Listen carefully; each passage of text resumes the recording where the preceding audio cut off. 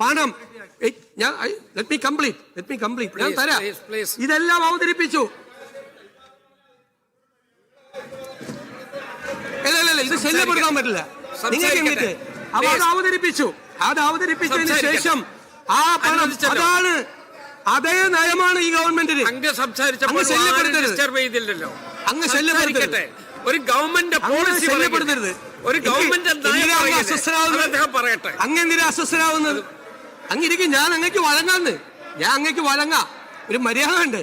ഞാൻ എന്റെ ഒരു പോയിന്റ് കംപ്ലീറ്റ് ചെയ്തിട്ട് വഴങ്ങാം. അങ്ങേ പോലെ ഒരാൾ എഴുന്നേറ്റ് ഞാൻ വഴങ്ങായിരിക്കോ? ഞാൻ വഴങ്ങാം. അങ്ങ് ക്ഷുബ്ധനാവല്ലേ, ശോഭിക്കല്ലേ, അങ്ങനെ ചെയ്യല്ലേ. ഞാൻ let me complete my point. I am on my legs. You don't have any right. No. To interrupt. No.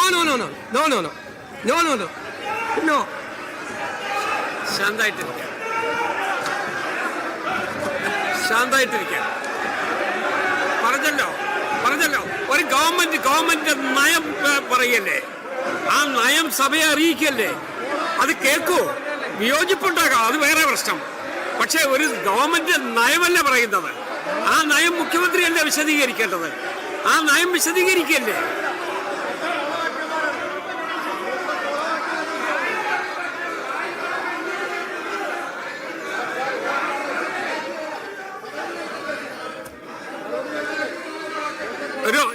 ഒരു ശാന്തമായിരിക്കൂ. ഇവിടെ നടന്ന 3 ദിവസത്തെ ചർച്ചയ്ക്ക് ശേഷം മുഖ്യമന്ത്രി ഈ ഗവൺമെന്റ് നയം എന്താണ് എന്ന് പ്രഖ്യാപിക്കുകയാണ്. ആ നയത്തോട് വിയോജിപ്പ് കാണും, ഇല്ലെന്ന് ഞാൻ പറയുന്നില്ല.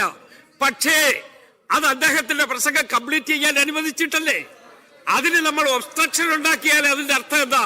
ആ നയം എന്താണെന്ന് അറിയണ്ട എന്നുള്ള നിലയിലാണോ?